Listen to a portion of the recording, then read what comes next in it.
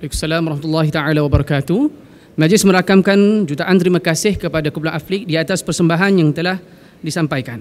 Jadi hadirin dan hadirat yang dihormati oleh Allah Subhanahu wa taala sekalian, untuk tidak membuang masa, kita akan meneruskan lagi acara program Majlis Convention Sunnah 2013-2014 kita dengan satu lagi sesi forum untuk sesi yang ketiga yang bertajuk Generasi Baru Cabaran Baru, yang akan membariskan beberapa orang ahli panel gabungan di antara penceramah muda dengan penceramah yang sudah berpengalaman untuk membincangkan topik ini dengan lebih teliti berdasarkan kepada konteks semasa dan sebagainya.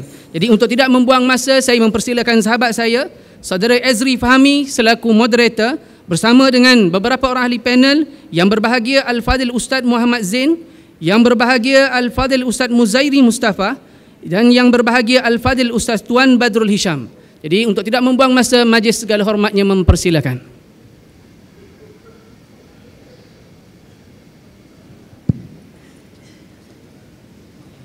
Bismillahirrahmanirrahim. Alhamdulillahi rabbil alamin wassalatu wassalamu ala asyrafil anbiya'i wal mursalin wa ala alihi wa sahbihi ajma'in. Amma ba'd. Assalamualaikum warahmatullahi wabarakatuh. Kita masih lagi bersiaran langsung di Convention Sunnah. Bersiaran langsung di pentas utama The Royal Chulan Hotel. Royal ke itu satu cabaran juga untuk menyebut dengan tema kita memperkukuh jati diri dalam manhaj dan dakwah. Petang ini kita akan membincangkan satu topik yang saya kira sangat penting dalam keadaan masa yang agak terbatas. Tapi bersama dengan kita hari ini insya-Allah ahli-ahli panel yang saya anggap berkaliber, juga guru-guru dan ustaz-ustaz saya. Di sebelah kanan saya Ustaz Muhammad Zain. Okey, saya menghadiri kuliah-kuliah Ustaz Zain sebelum saya kenal Mahir Zain lagi. Okey, di sebelah Ustaz Muhammad Zain Ustaz Muzairi Mustafa. Okey, awal-awal saya dengar nama Ustaz Muzairi, saya ingat ceramah dia akan ada slang-slang Jepun sikit. Tapi tak, alhamdulillah. Dan di hujung sekali berpenampilan generasi baru Ustaz Tuan Badrul Hisham. Kami semua akan membincangkan satu topik yang diberikan, iaitu generasi baru, cabaran baru. Generasi selalunya didefinisikan sebagai satu peringkat atau keturunan, manakala cabaran selalunya dikaitkan dengan halangan, kekangan, sekatan. Dan insya-Allah kita mulakan dengan soalan pertama kepada Ustaz Zain. Mungkin Ustaz boleh kongsikan kepada kita semua pada petang ini, apakah wujud perbezaan dalam bentuk cabaran pada zaman dahulu dengan generasi sekarang ini, terutamanya dalam mungkin kita lihat dulu mungkin gerakan pembaharuan atau dakwah sunnah ini kurang mendapat perhatian masyarakat, tapi setelah sekian lama mula berkembang dan mendapat perhatian ataupun spotlight daripada masyarakat. Silakan Ustaz. Assalamualaikum warahmatullahi wabarakatuh. Alhamdulillahirabbil alamin wa bihi nasta'in wala udwana illa 'alal zalimin. Allahumma salli ala Muhammad wa ala ali Muhammad. Yang dimuliakan Tuan Kursi, sahabat-sahabat saya ahli panel, ibu-ibu, bapak-bapak, kaum muslimin dan muslimat yang dihormati dan dikasihi sekalian. Atas soalan yang dilontarkan, adakah wujudnya perbezaan cabaran generasi baru dengan generasi yang terdahulu? Sebelum kita bicara adakah perbezaan atau tidak, yang perlu kita fahami, setiap dakwah kepada kebenaran ni sudah terdapat cabarannya yang sudah menjadi fitratullah. Apabila di sana ada kebenaran dan di sana juga ada kebatilan, apabila di sana ada sunnah dan di sana juga adanya bid'ah, apabila di sana adanya tauhid, di sana juga adanya syirik, cabaran tetap ada. Tetapi adakah cabaran di baru dengan selama itu adakah sama? Jawapannya kaum muslimin terkadang ada sama dan terkadang ada tak sama. Tapi cabaran tetap ada. Dalam konteks sekarang ini, nak mengenal cabaran seorang pendakwah. Yang pertama, kerana masa yang singkat, diberi masa 8 minit je. Atas sikit daripada pencetus ummah 3 minit. Jadi saya nak ambil dalam konteks negara kita saja. Pertama, seorang da'i sudah mengetahui tentang bentuk cabaran. Di antaranya, kita kenal dalam bentuk untuk mendakwah manusia ni terdapat kategori manusia. Ada manusia yang dikenali dengan manusia yang ingkar. Di antaranya orang musyrik, munafik. Dan ada di kalangan manusia yang dalam bentuk kejahilan. Dan yang ketiga, ada bentuk manusia ni dia suka beramai dengan nama Islam tetapi dengan cara yang tidak mengikut syariat. Masing-masing ada cabaran. Tapi kerana masa yang pendek, saya ambil satu. Dalam bab yang ketiga, ada manusia di zaman kita, kaum muslimin dan muslimat sekalian, ingin nak beramal. Dia minat beramal.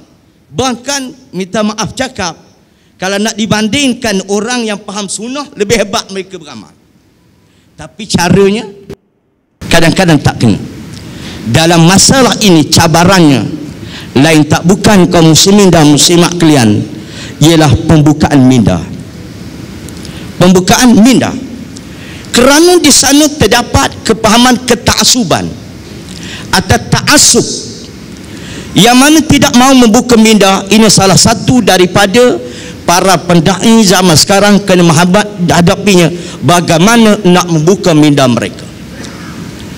Itu sebab di zaman Rasulullah sallallahu alaihi wasallam, Rasulullah seringkali membuka minda para sahabat. Contoh ya,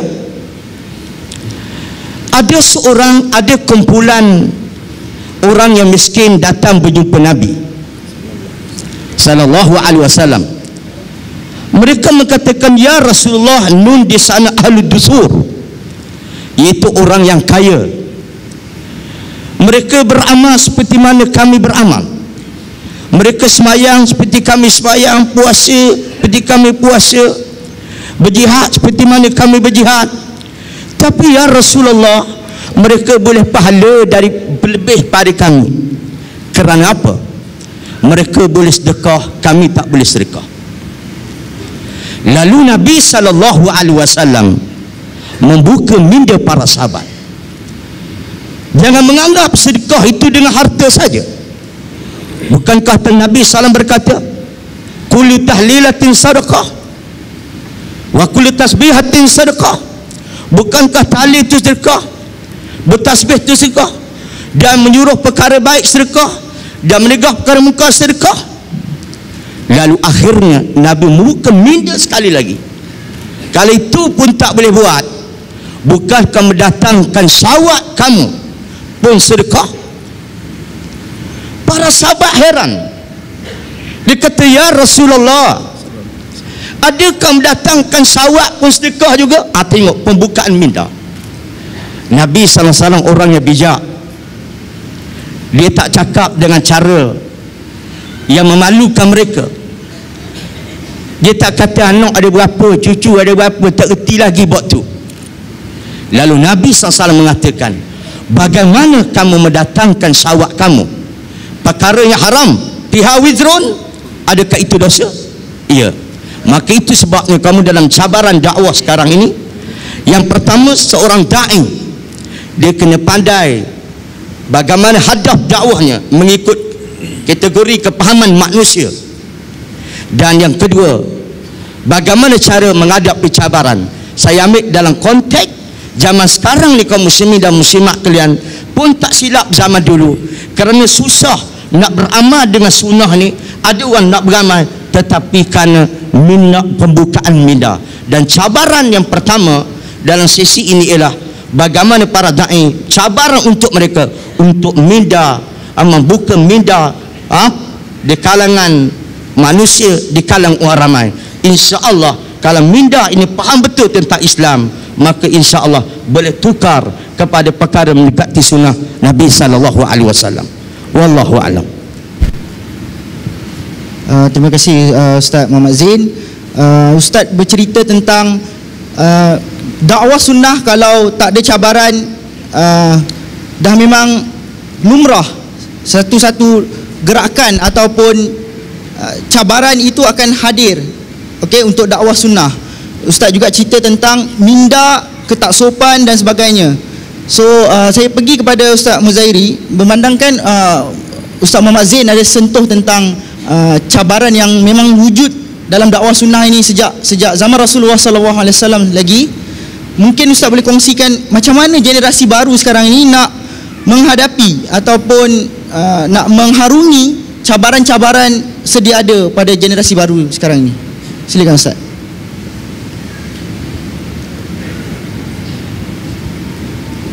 Bismillahirrahmanirrahim. Assalamualaikum warahmatullahi wabarakatuh.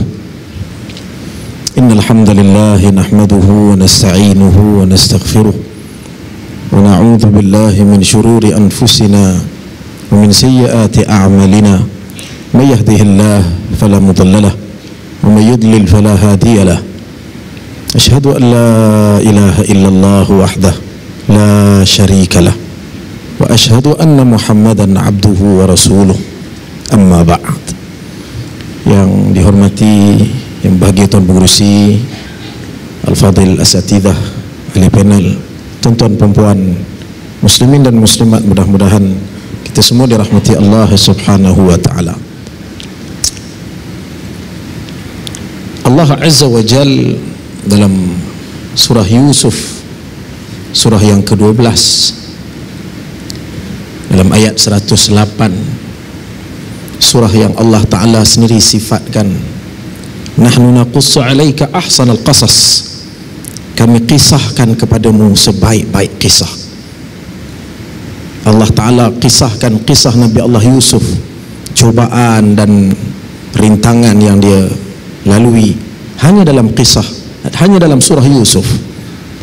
Antaranya dalam ayat 108, Allah Azza wa Jalla berfirman, a'udzu billahi minasyaitonir rajim, qul hadhihi sabili ad'u ila Allah ala basirah ana wa man ittaba'ani wa subhanallah wa ma ana minal musyrikin. Firman Allah Azza wa Jalla, katakanlah wahai Muhammad sallallahu alaihi wasallam, hadhihi sabili, inilah jalanku, yakni jalan Allah yang Allah suruh Nabi SAW tunjukkan pada kita melalui perantaraan Nabi SAW. Aku dan orang-orang yang mengikutku ala basirah, di atas penjelasan, penerangan dan fakta yang jelas, dan mereka yang mengikut jejak langkahku. Dan wama ana minal musyrikin, dan tidaklah aku termasuk di kalangan orang-orang yang menyekutukan Allah Azza wa Jalla. Muslimin dan muslimat yang dirahmati Allah Azza wa Jalla, menjawab daripada soalan yang dilontarkan oleh Tuan Pengerusi, antara peranan dakwah, dan saya dengan rendah diri memahami daripada dulu dan seterusnya insya-Allah, wajib berdasarkan basirah, ala basirah, mesti berdasarkan hujah, mesti berdasarkan fakta dan kebenaran yang jelas. Kadang-kadang antara yang kita akan hadapi dalam dakwah ini, kita doa, kita ikhlas dalam usaha ini, kadang-kadang kita mampu mengemukakan alasan dan hujah, dan wallahu alam terkadang ada sikit emosi. Maka ini mudah-mudahan dapat diperbetulkan dengan kita mendahulukan hujah.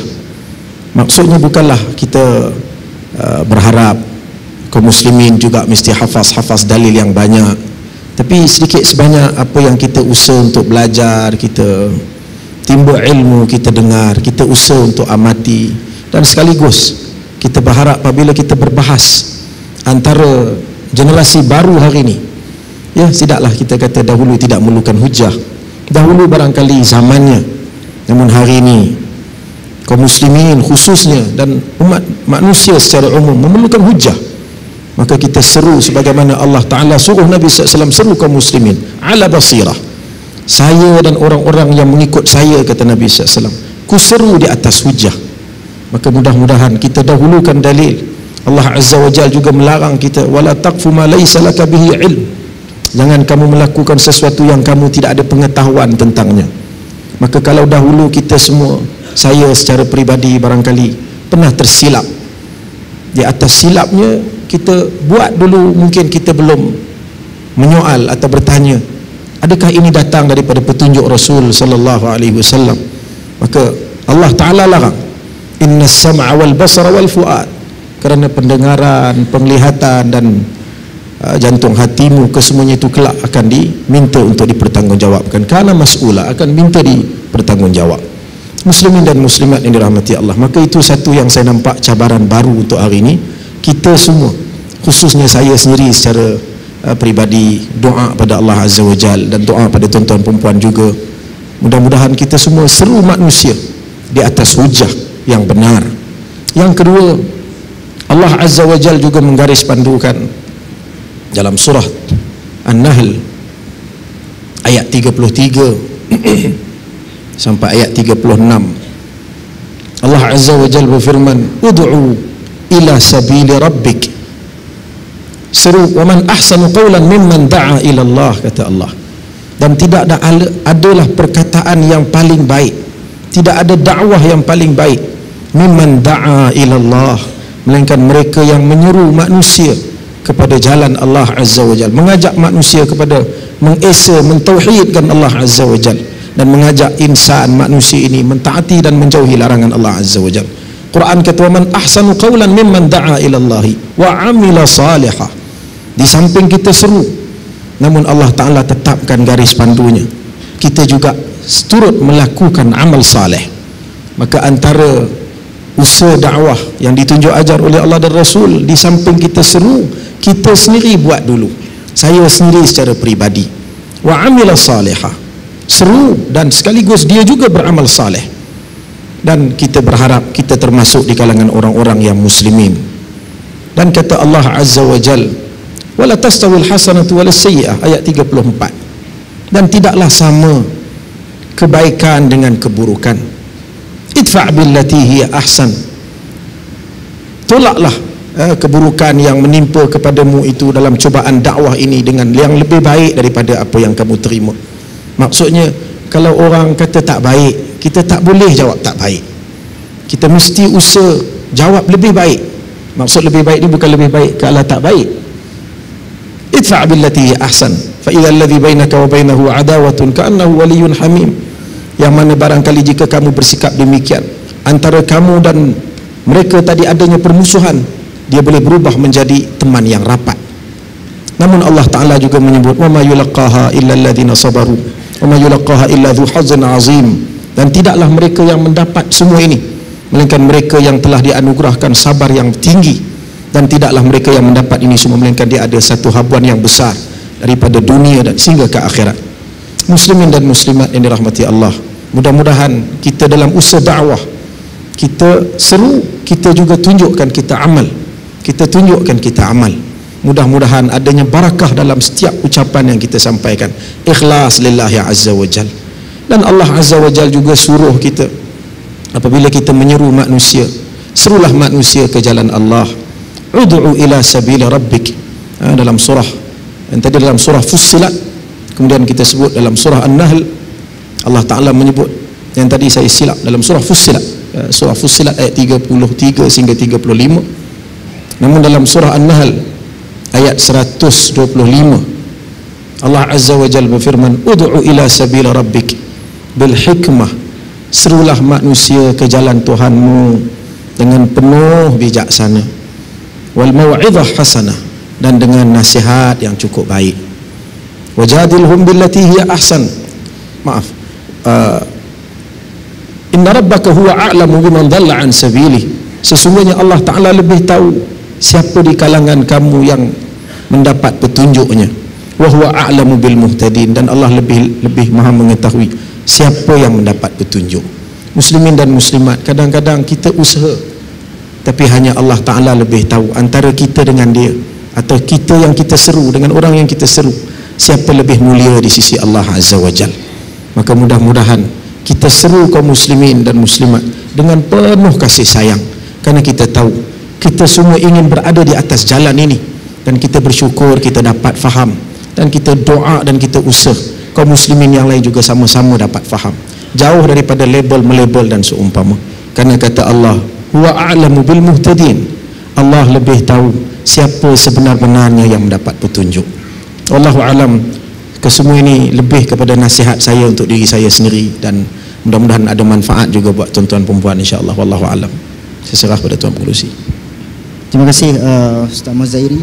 Alhamdulillah Ustaz sentuh satu perkara yang agak penting tadi, kepentingan mungkin kasih sayang dan juga berpaut pada hujah dalam kita melalui jalan-jalan dakwah ini.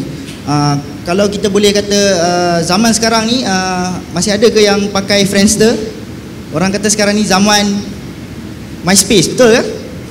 Sebab saya rasa semua dekat Dewan ni kenal apa itu Facebook, ataupun mungkin ada yang kata sekarang ni zaman Maulana Google, Syekh Yahoo dan sebagainya. Maknanya capaian kita kepada ilmu terlalu luas, sehingga wujud pelbagai hujah balas.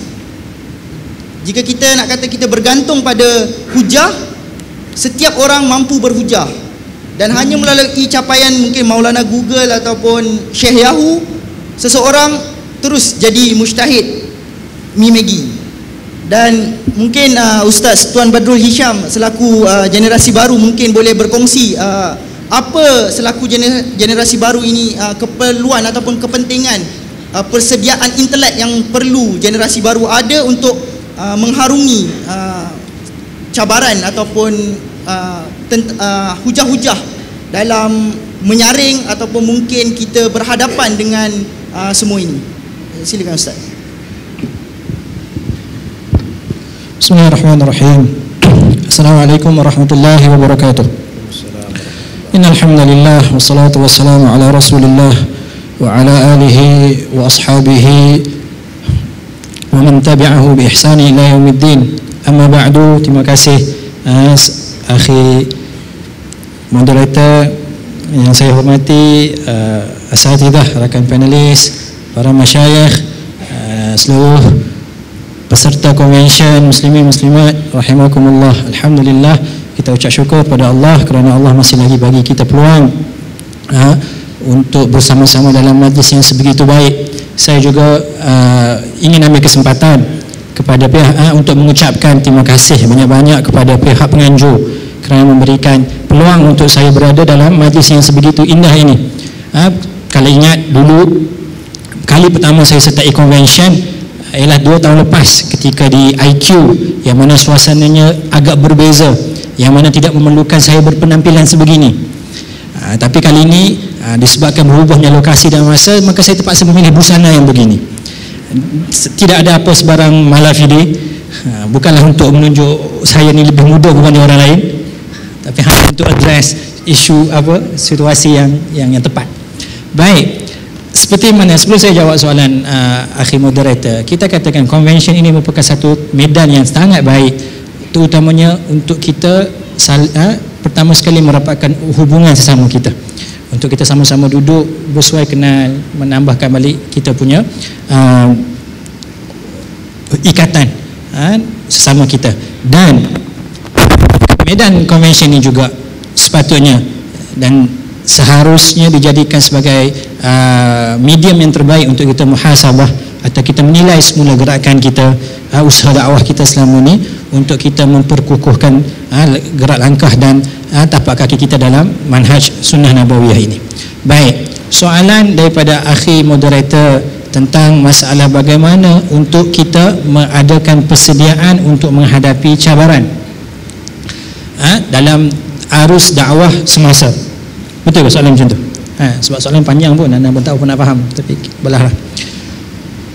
Cuma kita kata secara logiknya sebelum kita nak menjawab bagaimana untuk menyediakan kelengkapan ataupun persediaan untuk menghadapi cabaran, sangat-sangat logik untuk kita sebelum kita bercakap tentang persediaan menghadapi cabaran, kita kena orang panggil apa, kenal pasti dahulu secara jelas. Kita identify betul-betul apakah cabaran ataupun menjadi masalah utama kita sekarang dalam manhaj ataupun dalam dakwah kita.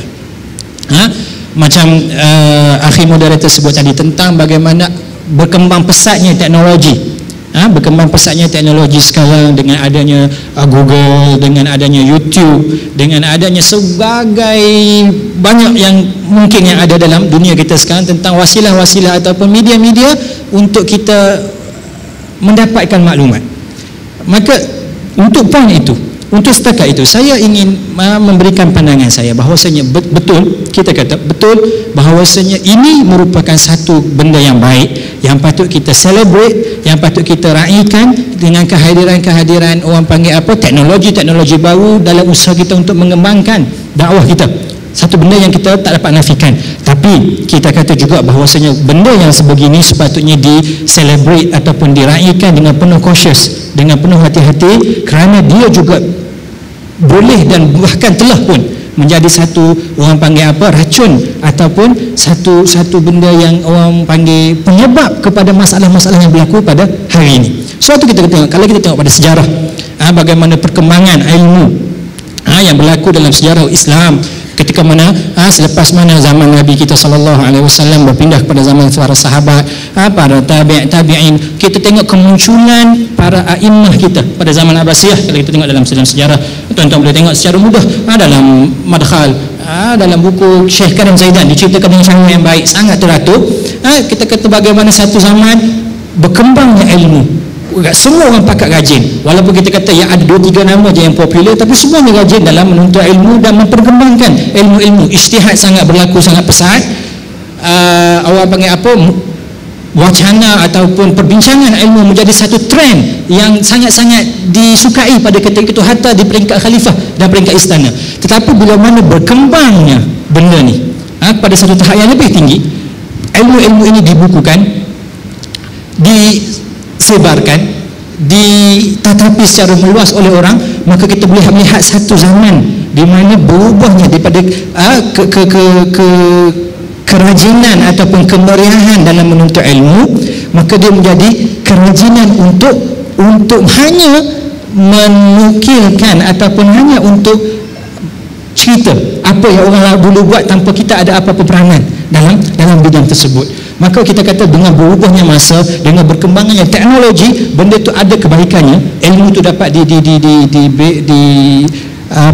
disebarluaskan dengan cara yang lebih teratur seperti mana dalam sejarah kita tengok. Tetapi dia juga melahirkan kelompok-kelompok manusia yang berpada dengan apa yang ada.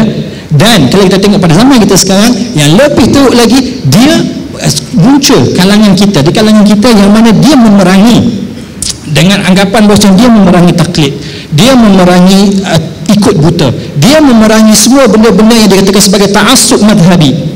Tetapi dalam masa yang sama, disebabkan adanya teknologi-teknologi yang sebagai ini, maka dia sebenarnya membawa manusia daripada ta'assub kepada 4 mazhab, kalau kita kata yang popular, kepada mazhab yang ke-5, yang ke-6, yang ke-7. Kita kata fenomena ini kita boleh tengok di seluruh dunia dan khususnya dalam dakwah kita dekat Malaysia. Dan saya katakan dalam pandangan saya, bila kita kata tentang teknologi satu benda yang patut kita raikan penggunaannya, tapi macam akhir model tersebut, dia akan melahirkan ulama-ulama yang bersifat segera, yang instan, yang macam mi kita, yang mana mi ni kita kata Maggi ni, bila kita makan, ya betul dia segera, dia dapat bagi kita kenyang untuk sekejap, tapi kita akan kembali lapar tak sampai setengah jam selepas itu. Dan kalau kita berterusan untuk makan Maggi itu, kemungkinan badan kita akan kekurangan gizi dan menyebabkan kita akan sangat-sangat memerlukan satu bantuan yang lain.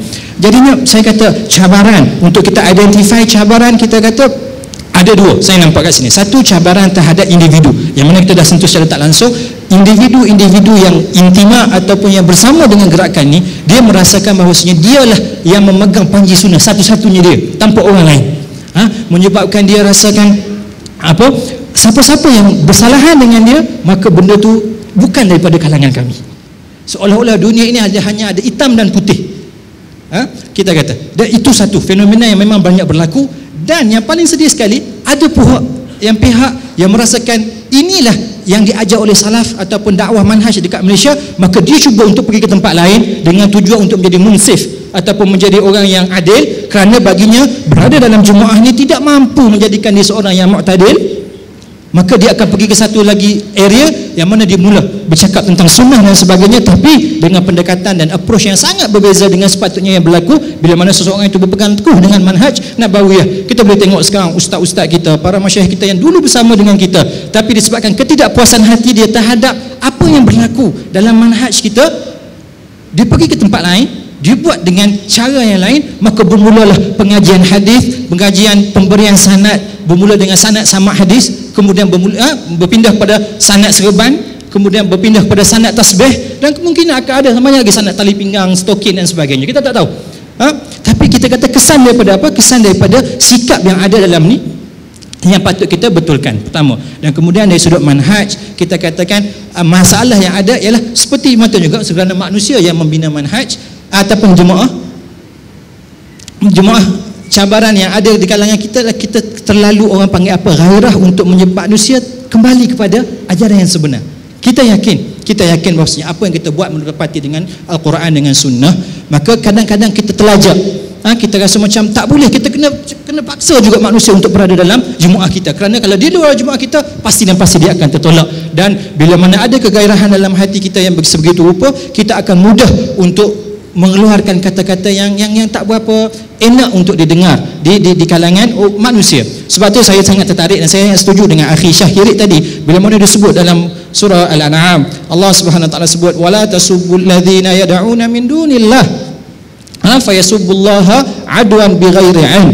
Maka Allah Subhanahu wa taala dia kata jangan kamu hina ataupun kamu cerca Tuhan mereka, bukan menunjukkan bahawa Tuhan mereka pun mungkin ada benarnya, mungkin ada betul juga pada agama-agama selain pada Allah. Tak, kalla fakalla. Agama yang sebenarnya hanya agama milik Allah Subhanahu wa taala, dan manhaj yang sebenarnya adalah manhaj Nabi sallallahu alaihi wasallam.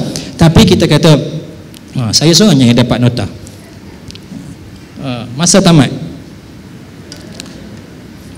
Saya tamatkan sikit boleh? Sikit ya. Ada masalah kecederaan lah kita kata. 8 minit Syekh, benda mustahil.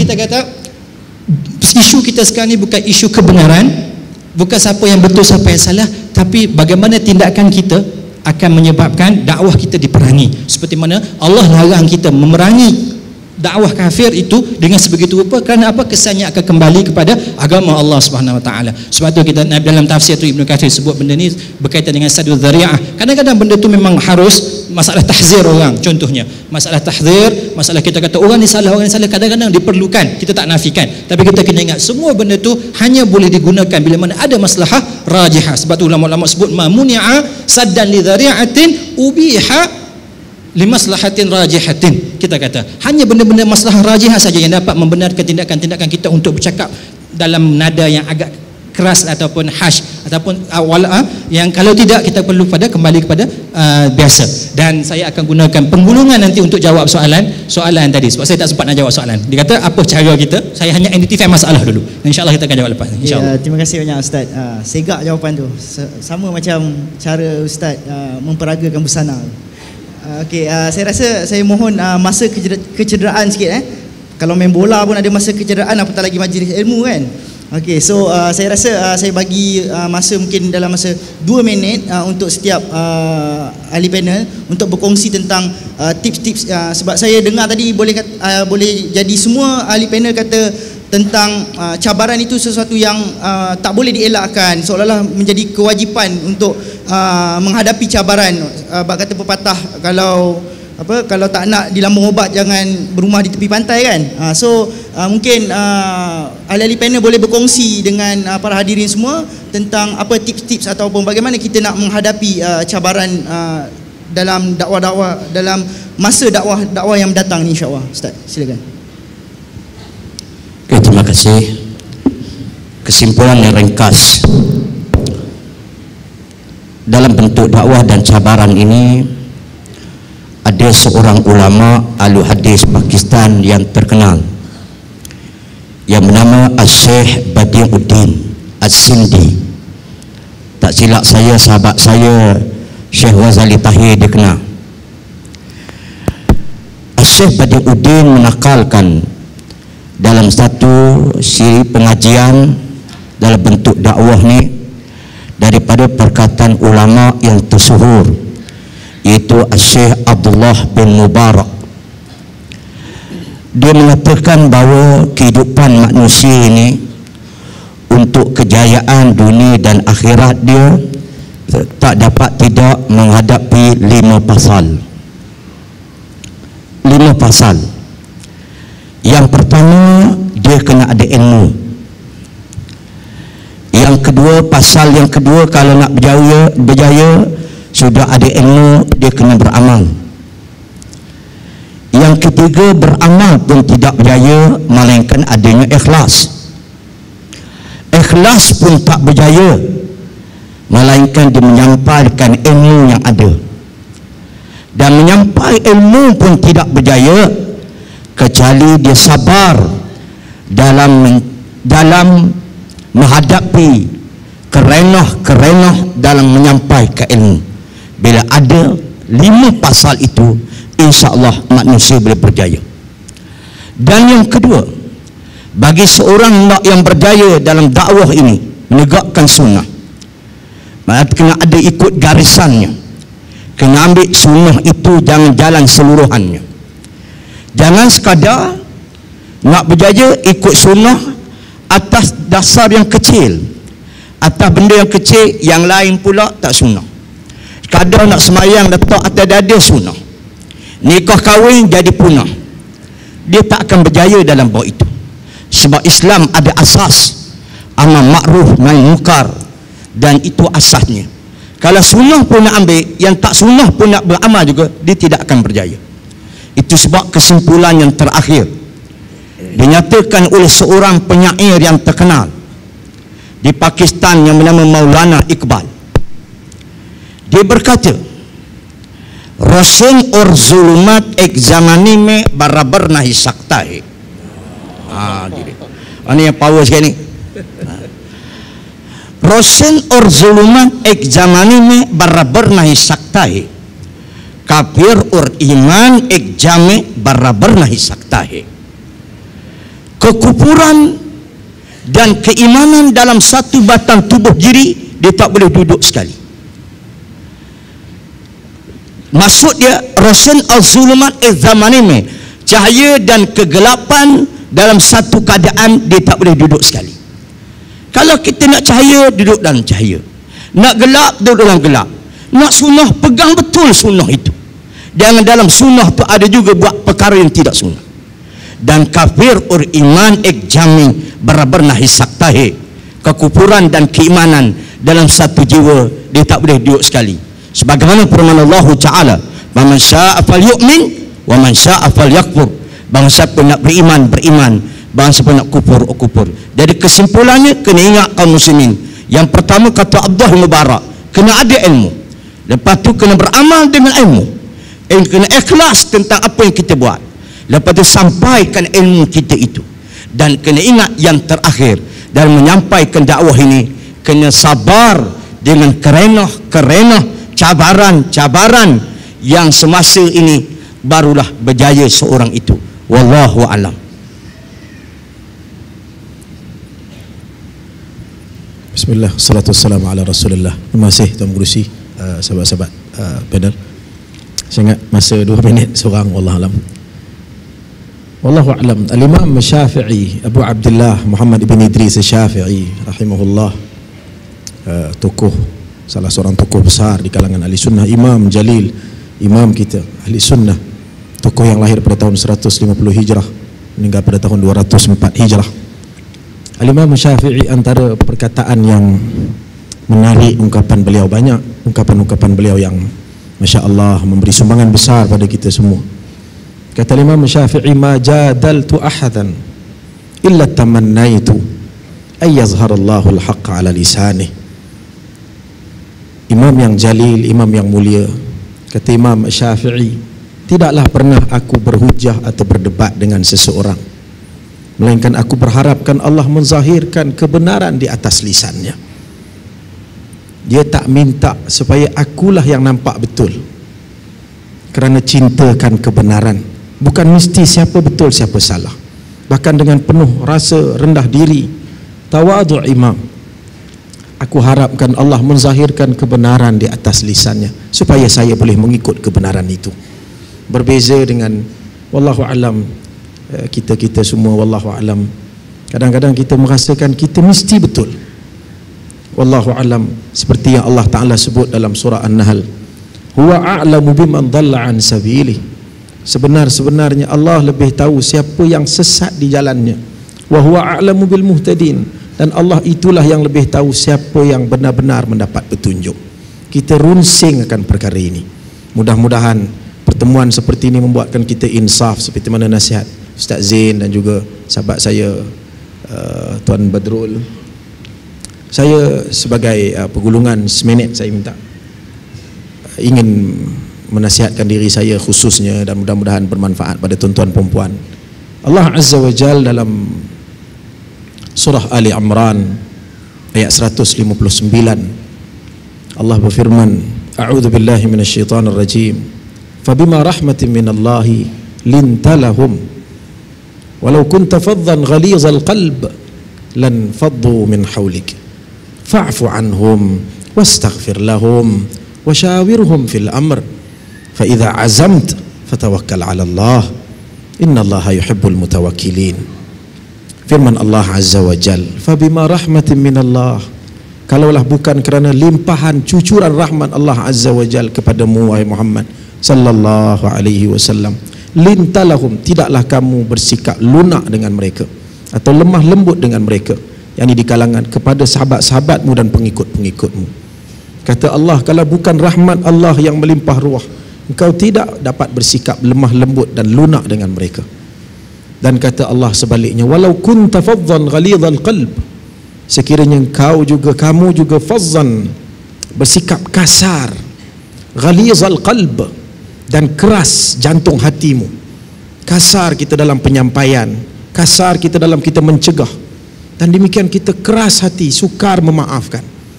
Allah kata, lan faddu min hawlik, nescaya mereka lari daripada sekelilingmu. Namun sebaliknya tidak demikian sikap Nabi kita Muhammad sallallahu alaihi wasallam. Maka Allah suruh, fa'fu anhum, maafkanlah mereka dalam perkara yang melibatkan kepentinganmu. Berbeza jika perkara itu benar di sisi Allah Azza wa Jal, itu mesti dinyatakan. Maafkan mereka, fa'fu anhum wastaghfir lahum. Dan yang kedua, doa kepada Allah Ta'ala supaya Allah ampunkan kesilapan mereka. Ini satu yang selalu kita kena minta. Ya Allah, berilah mereka petunjuk, dan berilah kita semua dapat petunjuk. Dan Allah kata, wasyawirhum fil amr, dan bermesyuaratlah dengan mereka dalam urusan-urusan mereka, khususnya dalam peperangan dan urusan keduniaan. Dan bertawakal, fa idza azamta fatawakkal 'ala Allah, setelah kalian bertekad, wasyawirhum fil amr, setelah kalian bermesyuarat dan berazam, bertekad, maka fatawakkal, serahkan urusan itu pada Allah Azza wa Jalla. Innallaha yuhibbul mutawakkilin, sesungguhnya Allah suka dan kasih pada hamba-hambanya yang berserah diri dan bertawakal pada Allah Azza wa Jalla. Kita semua kaum muslimin dan muslimat, alhamdulillah, dan kita masya-Allah ustaz-ustaz saja ni, dan tuan-tuan perempuan juga, kita diajar Nabi SAW dalam hadis yang diriwayatkan oleh Imam Muslim dalam Sahih Imam Muslim. Kata Aisyah radhiyallahu anha, Nabi SAW apabila bangkit pada salat malam, baginda akan mendahulukan pembukaan salat malam Nabi dengan jumlah yang dengan salat yang khafif, ringan, dan baginda membaca doa istiftah atau iftitah Nabi yang tuan-tuan perempuan hafaz, tuan-tuan perempuan kita semua usaha untuk amal insya-Allah. Allahumma rabb Jibril wa Mikail wa Israfil fatiras samawati wal ard anta alimul ghaibi wasyahadah anta tahkumu baina ibadika fima kanu fihi yakhtalifun ihdini lima ikhtalafa fihi minal haqqi bi'idhnik innaka tahdi man tasha' ila siratin mustaqim. Ringkasnya di akhir itu, wahai Tuhan Jibril, Tuhan Mikail, Tuhan Israfil, yang menciptakan langit dan bumi, yang maha mengetahui segala yang nyata dan yang tersembunyi, tunjukkanlah kami petunjuk, dan tunjukkanlah kami ihdini lima ikhtalafa fihi, tunjukkanlah kami petunjuk apa yang telah diperselisihkan di kalangan mereka, sesungguhnya engkau lah memberi petunjuk kepada orang hamba-hambamu ke jalan yang lurus. Wallahu a'lam. Mudah-mudahan dengan program-program seperti ini saya juga ingin ambil kesempatan suku saat pada pihak penganjur khususnya IQ KL dan yang sungguh-sungguh menjemput saya, yang saya panggil Pak Ya, yang saya hormati sekeluarganya, dan tuan-tuan perempuan semua. Terima kasih banyak-banyak. Wallahu a'lam. Semoga mendapat manfaat untuk kita semua insya-Allah. Wallahu a'lam. Bismillah, salatu wassalamu ala Rasulillah. Baik, dalam ruang yang terakhir ni saya cuma ingin katakan bahawasanya selepas mana kita faham beberapa isu ataupun beberapa cabaran yang ada dalam dunia dakwah kita, dakwah sunnah kita, terutamanya di kalangan anak muda dengan berkembang pesatnya teknologi dan sebagainya, saya katakan bahawasanya perlunya kita, saya punya pendapat, perlunya kita bezakan antara proses pengumpulan maklumat dengan proses pencarian ilmu. Kadang-kadang kita rasa macam asal saja kita dapat buka, orang kata apa masalahnya, buka YouTube dapat 1-2, dia kata cukup lah tu. So kita katakan tak salah, tapi bagi saya benda itu hanya bersifat orang panggil apa, permulaan dalam usaha kita mengumpul maklumat dan bukanlah satu jalan orang panggil yang telah kita lalui untuk mencari ilmu. Sebab tu mungkin itu yang Nabi Imam Syafi'i rahmatullah alaih dalam qasidah dia kata apa, dia kata akhi lan tanal ilma, kamu sekali-kali tidak akan mencapai tahap keilmuan yang sebenar dengan beberapa 6 perkara. Salah satunya apa? Watuliz zaman, masa yang panjang. Maka kita kena ingat ilmu merupakan pasak pada perjuangan kita ini, perlu dicari dalam keadaan yang penuh dengan orang panggil apa, proses yang panjang, bukan dengan sehari dua yang kita duduk depan YouTube dan sebagainya. Pertama sekali. Dan kemudian kita katakan selepas mana kita pasakkan diri kita dengan ilmu, dengan ilmu yang sebenar, ilmu yang dapat menaikkan darjat kita, yang mana Allah kata innama yakhshallaha min ibadihi al-ulama. Maknanya orang yang betul-betul ilmu, orang yang takut pada Allah Subhanahu Wa Taala. Bukanlah orang yang boleh dapat 2-3 benda dalam YouTube kemudian dia paling berani sekali berada di depan untuk berperang dengan pihak yang satu lagi. Itu bukan lagi, bagi setakat yang saya tahu, wallahu a'lam, itu bukan lagi setakat orang panggil apa, kualiti ilmu yang kita nak dalam manhaj kita ni. Pertama, dan kemudian selepas mana kita yakin bahawa yang kita buat ni bertepatan dengan manhaj Nabi sallallahu alaihi wasallam, andai kata ada cabaran yang mana memang seperti mana Ustaz sebut, memang akan ada cabaran, akan ada orang lawan dan sebagainya, yang orang kata kita datang sebagai pemecah belah masyarakat, kita datang sebagai untuk merosakkan keharmonian mainstream yang ada dekat Malaysia. Percayalah tuan-tuan, Ibnu Mas'ud rahmatullah radhiyallahu anhu sebut apa? Antal jamaah walau kunta wahidan. Kamu ialah jemaah selagi mana kamu berpegang pada manhaj nabawi ini. Antal jamaah, kita ialah mainstream, kita ialah jemaah. Walau kunta wahidan, walaupun kita ni seolah-olah keseorangan dekat Malaysia ataupun mana-mana muka bumi Allah, selagi mana kita berpegang pada manhaj ini tuan-tuan berada dalam jemaah. Dan seterusnya, akhir sekali Nabi SAW bagi kita tips bagaimana untuk kita terus istiqamah dalam perjuangan ini. Nabi dia datangkan satu analogi. Nabi kata orang yang musafir, Nabi kata apa? Ughdu wa ruhu wa syai'an min ad-duljah atau min ad-daljah. Nabi kata berjalan siang, malam, petang, hatta bila-bila masanya, tapi kamu ada syai'an min ad-duljah, kamu kena berhenti sekejap pada pertengahan. Dan al-qasda tablughu, kamu sikit-sikit kamu pasti akan sampai matlamat kamu. Kita nak ajak manusia, kita kalau boleh kita nak semua manusia faham sunnah, kita kalau boleh nak semua manusia berada dalam manhaj yang ini, tapi kita kena ingat selalu al-qasda tablughu, kamu kena sikit-sikit, ajak orang sikit-sikit, dan insya-Allah kamu akan sampai. Wallahu a'lam. Sallallahu alaihi Muhammad. Terima kasih semua pada semua ahli panel atas ilmu dan buah fikiran yang dikongsikan kepada semua para hadirin sekalian. Jika nak disimpulkan forum ataupun apa saja yang dikongsikan pada kali ini, mungkin dalam bahasa Jawanya, we have to be prepared to face the challenges ahead. Wassalamualaikum warahmatullahi wabarakatuh. Saya kembalikan kepada tuan pengerusi majlis. Waalaikumsalam warahmatullahi taala wabarakatuh. Saya pun balas dengan bahasa Jawa juga. Thank you very much. InsyaAllah, alhamdulillah, terima kasih kita ucapkan kepada Saudara Azri Fahmi di atas kesudian beliau untuk mewakili moderator untuk forum kita pagi ini. Dan untuk tidak membuang masa, saya menjemput dan mempersilakan Dr. Arif Nazri diiringi oleh Saudara Norman Yahya untuk menyampaikan cenderahati kepada moderator dan juga ahli panel. Majlis dengan segala hormatnya mempersilakan.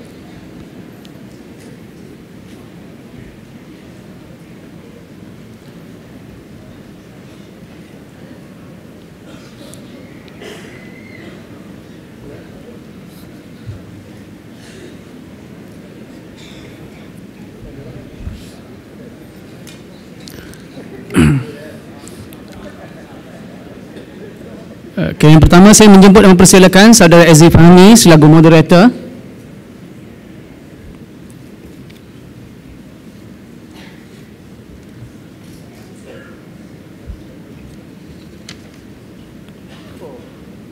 Seterusnya Ustaz Muhammad Zain.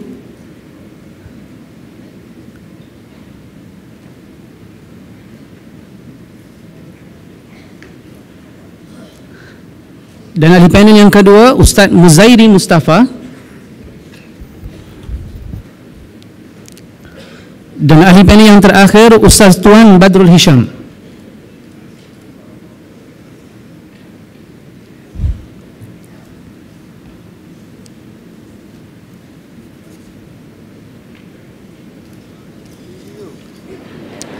Masya Allah, barakallahu fikum, barakallahu fikum. Majlis merakamkan ribuan terima kasih kepada Dr. Arif Nazri dan Saudara Norma Yahya di atas kesediaan untuk menyampaikan hadiah kepada ahli panel dan juga para moderator.